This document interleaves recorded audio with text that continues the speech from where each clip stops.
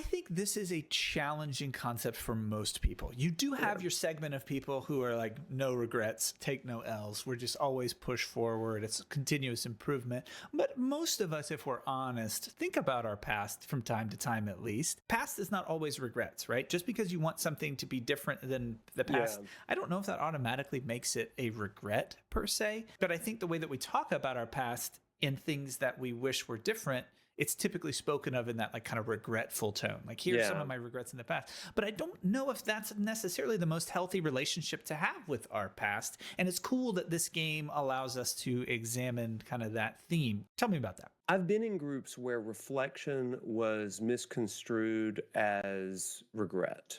And so in order to have a truly breakthrough kind of moment, you had to be real sad about it.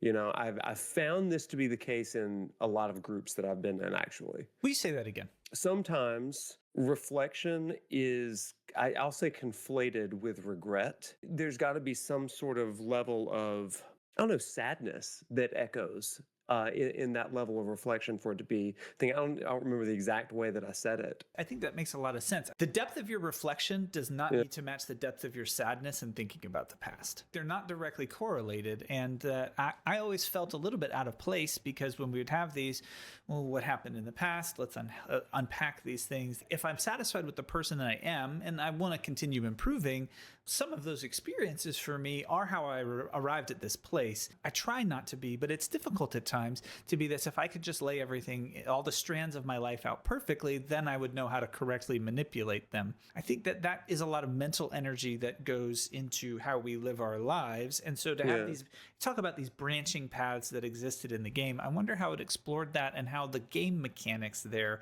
helped you to kind of reflect on what you value in the way that you approach your past. This game, while there are time mechanics, it's really more about, and gosh, I feel like I'm channeling 7 Rebirth all over again, but alternate realities. Sure. Right? It feels like Square Enix is very much on we are really full on into this idea of alternate realities and what could have been. We have to get our slice of the multiverse. I think that it really does create some interesting self-reflection, and that can lead to regret, and it can also lead to a realization, a radical acceptance